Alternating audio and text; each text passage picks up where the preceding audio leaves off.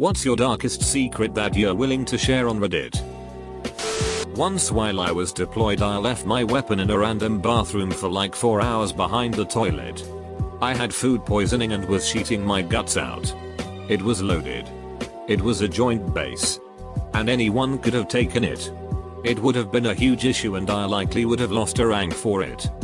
Thankfully it was sitting right where I left it when I sprinted back in a panic at like 2 AM. No one noticed. Lying in bed one night I heard what I thought was the neighbors having sex. I got quite aroused until I realized it was actually a pigeon on my balcony cooing. I feel like I'm too awkward and no one truly likes me. No one has said anything directly of hating me. But it always feels the same way. Big same.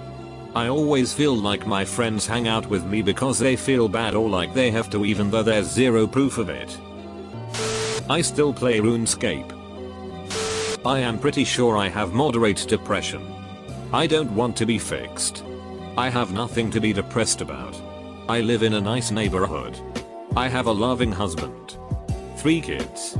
Not sure what's wrong with me. That's how it works sometimes sadly. Depression isn't just for those less fortunate, it's a chemical imbalance and I hope you can get help sooner rather than later. Friend. In college. I broke a football lineman record of a bench press max while listening to a Taylor Swift song. My phone was in my pocket and I guess the sweat made the screen moist and sensitive and it changed it as I was lifting the bar so I had to commit to the lift. The original song I was trying to listen to was the Mortal Kombat intro lol. I can't connect romantically with anyone. I am very much not asexual. I enjoy getting laid. But I can't find a spark with anyone. And I don't think I want to. I've been in a long distance relationship for almost a year but nobody knows. Not even my family. Does the other person know at least? She goes to supermodel school in Canada. You wouldn't know her. One of my nieces has inappropriate feelings towards me. But I'm concerned that informing her parents will result in my brother-in-law doing something irrational, like kick said minor teen girl out of his home. He refuses to acknowledge or seek treatment for the emotional and psychological damage her bio mom, not my sister, did to her, which I think is the underlying cause. Here's some really terrible advice. Do something that would cause her to stop having inappropriate feelings toward you. 3 birds with 1 stone. No issue with family. She learns older related people on great material. And fixes the main issue. I sneaked my GF into my office at my previous job several times to have sex on my desk. 95% sure that I'm the actual father of my best friend's daughter and not her ex-husband. Look man.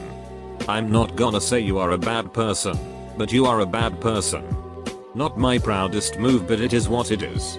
I hated her husband with a passion. He cheated on her continually while she was in Afghanistan serving our country and was injured when her Hummer was hit by an IED. I was her revenge duck then she unexpectedly reconciled with her husband only to divorce him a few months later when he cheated again. I have no sympathy for that duck. Finally got around to viewing my childhood camcorder. Found a lot of fun clips goofing around as a kid. With my friends. But in the middle of the tape is my mom's sex tape. I haven't told anyone. Not my wife or my friends. Or my mom.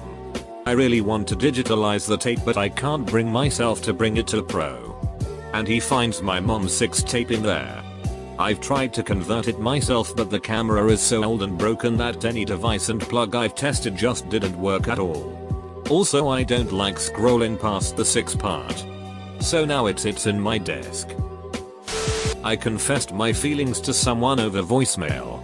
Edit. I did this to let her go or force her to move on from me because I'm at a point in my life where most of the time I'm having bad days and just want to yell at people. She reminds me there are still good people in this world.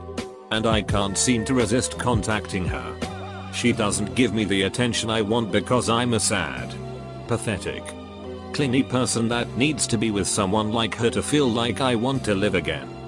Until that changes I don't think I should have a relationship or a friendship with her. I felt alive when I was with her. But right now I need her away from me while I address my mental health issues and try to find my own happiness. She did have a relationship, but it ended before she went on her year abroad in Senegal. She mentioned that year was a rough patch. I owe her and myself some time to try and grow from our shitty childhood upbringings. I will ask her out if I feel comfortable next time, as we will be on the same campus next year. But right now, the shitty voicemail was the closest thing I could do to bring my confidence up. There's the context. I still, as a 20-year-old, think Flynn Rider from Tangled is hot. I love pineapple pizza. You've crossed the line. Get out. I've been suicidal for the past 4 or 5 months. And one of the last few important people in my life has completely cut me off because I told her a story that someone else contradicted. And to this day she still believes that I lied to her. The only things I think about regularly in the day are her and killing myself. I have written a note. I have talked to a friend about this. And I'm not so very far from actually going through with it. The only thing left stopping me is my schoolwork. I think I will probably go through with it if my exams next year don't go well. Young 20s? I had a bout of depression as I watched my friend circle migrate away from me. My grade sucked and I was extremely lonely. I went to therapy and just getting those feelings out there to someone made a world of difference. I didn't go for long. Maybe 3 months. But it was enough that I could mourn the loss of my old friends while I made a few new ones. You have value. In the words of Commander Peter Quincy Taggart, never give up. Never surrender. My entire personality to friends and family is mostly a front so that no one knows how I'm truly feeling.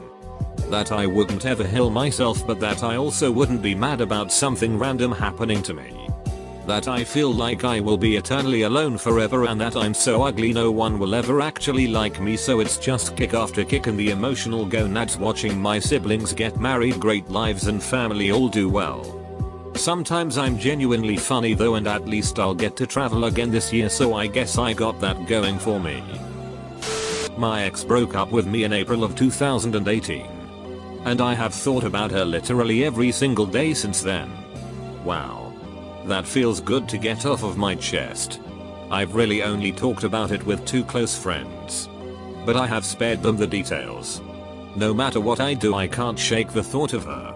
I think the future that I drew up in my head while we were together was just too much for me to handle. The terms that she made things end on was such an abrupt stop that I know if we were able to reasonably talk through things and reconcile, things would be different. I have thought about going to counseling for it or something. But I have just grown to accept that I will just have to mentally carry her with me for a while. I have had other relationships since her. But no matter what, she is always somewhere in the back of my head. I'm not sure if this counts as dark enough. But it's still a secret nonetheless. So here goes. I haven't told any of my friends I have high functioning autism.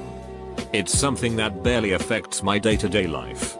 And it's great to just forget that I even have it in the first place. I haven't told them because I'm concerned about how they'd react. I don't mean like turning and stabbing me in the back or some bullshit. But I don't want them treating me any differently. I'm fine with the way things are with them. And I don't want to be treated like I'm special. Like I said, this disability barely affects me. Like one crystal of salt in a glass of water. My dad's last words were "ducky" when we got into an argument. I was the first one to find him on the couch, stone cold, while I walked down the stairs to go take my final. I've always had a certain feeling after, regret or guilt. He was also extremely abusive growing up, raging alcoholic that beat up my sister and broke everything when he was drunk. I'd often have to go outside while police came, and neighbors would rush me into their house when they'd hear him throwing everything. I have crippling social anxiety and chronic depression as a result. And I developed a monotone voice and attitude that affects how people think of me. I haven't been able to develop strong friendships with others because of this. And I have bouts of suicide. I'm a functioning 22-year-old. But I often have thoughts of killing myself. Although I'd be too scared to actually go through with it. It's been just over 4 years now. But I sometimes feel relief that the death of my wife and son was a kind of blessing, as I fear I would have been a horrible father. I'm a woman over 30 who is not hideous and has no issues making friends and has hobbies. And I don't understand how PPL get into relationships. How do people even sometimes have two lovers at the same time? The idea of liking someone who likes you in return is wild. I have never been on a date. I have only been asked out twice in my life and said no for good reasons. The times I asked PPL out I was rejected. I'm not super sad. But it's weird. I don't tell people I've never dated. I pretend I have. It's easier. I ran over a jaywalker in 2002. She died. I thought she was ancient, but later I found out she was only 51. Back then that was old to me. Seen many like it and it'll be buried, but whatever. The only thing keeping me from ending myself is my immense fear of death and the unknown. Along with the fact that if I did it, my mom would probably spiral into depression. I'm very good at keeping up appearances and acting like I'm fine. But I'm not. I've seriously contemplated scenarios in which I either end it or disappear entirely. Shrug. I think I'm mentally handicapped and people treat me normally because it's the polite thing to do. Great post, champ. Let's go look at some other threads. Heavier sheet first. I want to go out on my own terms. If I get to the age where I'm declining and it's obvious the end is near, I'm gonna ask my caregiver wife whoever to put something in my drink so I can go out, because one of my greatest fears is of dying in my sleep. Now for the lighter stuff. I saw on one of those what do guys envy the most about girls, and when the topic of clothing came up, some female redditor said some story about a guy friend losing a bet and having to wear a dress. It was like a black t-shirt dress, and never giving it back because apparently it was super comfy to lounge around in and sheet. I've low-key wanted to try it ever since reading that, but I probably won't because A, don't know how to justify buying a dress on Amazon, and I'm sure as hell not gonna waltz into Target and buy one. B, I'm straight as a ruler. And C, my 15-year-old brother is always home during the day, and if he saw me doing it I'd never hear the end of it. Whenever my husband pisses me off I eat his favorite snacks. Last time he was being rude for no ducking reason and I ate his Kinders and threw them up out of spite. I carried on a relationship with a married woman. I was well aware of her marriage and I just did not care. When I was young, like 11, I tried to heal the new kid in the neighborhood by offering him a mix of bleach and Pepsi with milk because I did not like that he was coming between me and my only friend at that time. He didn't drink it cause it was too suspicious. This weird milky bubbly beverage that smelled like bleach. Kids. Shrugs. I've won plenty of money a couple years ago and haven't told anyone. In the case that I die before my parents, it's a section in my will about the amount and who gets it. If my parents die before I do and I still haven't found someone that I'm willing to marry, I prefer being alone. All of the money goes to a charity organization of a friend of mine for incurable cancer patients, mostly kids. I feel like my personality is too bland. I have great friendships with a few people and I think that I'm a very caring person. Always there. But I'm scared to introduce my friends together in case they get along and inevitably have more fun with each other than they do with me. This one's not so dark anymore, but I ordered an escort one drunken night and that girl became my girlfriend for next 2 years. Yes, it was about as good bad of a relationship as one could think it possibly could be. She didn't exactly stop hooking, but she did only use a fairly refined repeat customer list as a source of income. But no new clients during that time. Yeah, she met my parents and I met her mom, who thought she was a waitress. Yeah, it's all weird AF now that I put it into words.